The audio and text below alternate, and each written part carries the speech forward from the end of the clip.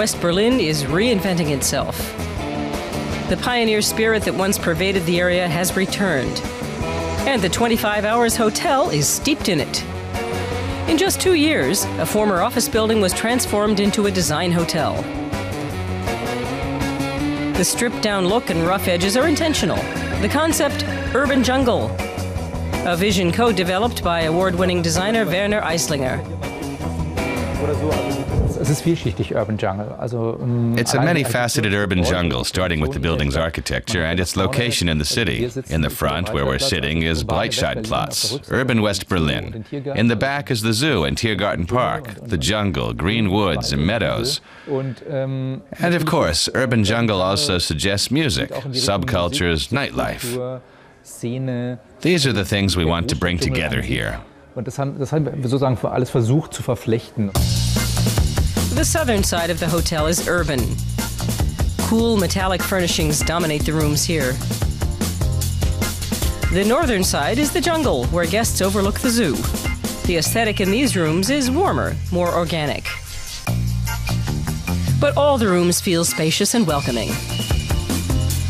Right next to the 25 Hours Hotel is Bikini Berlin.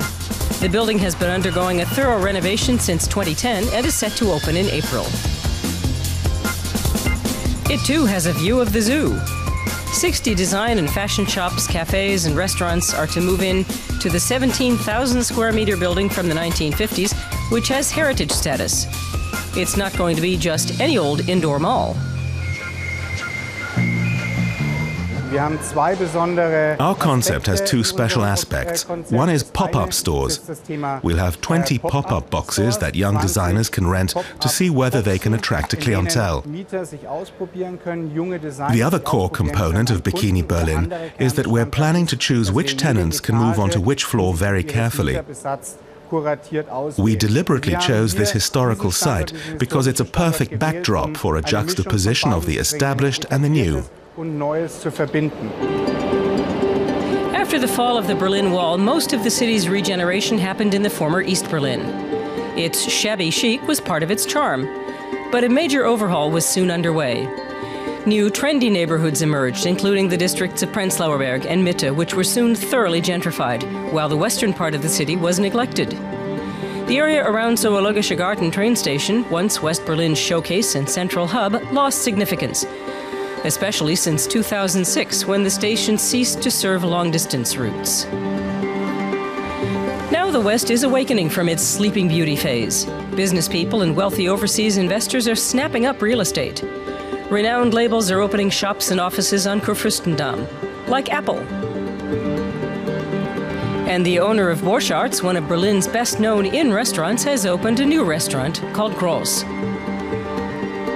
West Berlin is undergoing a facelift, says Dirk Spender, a West Berlin city planner.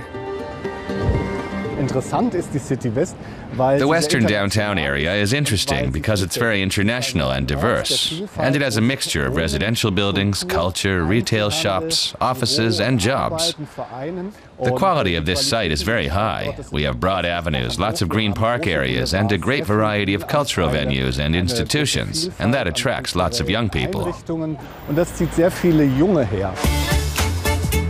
Next to Bikini Berlin is the Zoo Palast, for decades West Berlin's premier cinema. After 3 years of remodeling, the movie theater reopened in November and is hoping to recapture its former glory.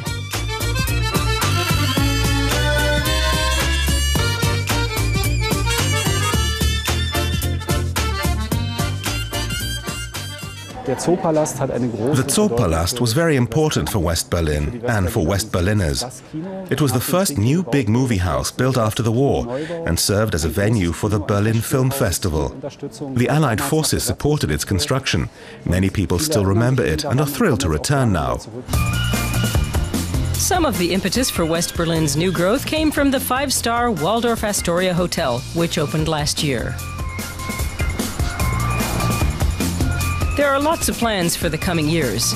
Buildings like this will be torn down, and new ones will go up in their place. The Upper West, a 35-story high-rise, is already under construction. It's slated for completion in 2015. A hotel, offices, and various stores will move in. I think there will be a complete change of generations. And it's great to be a part of it and create such a fascinating place in my own city. I believe in the revival of West Berlin.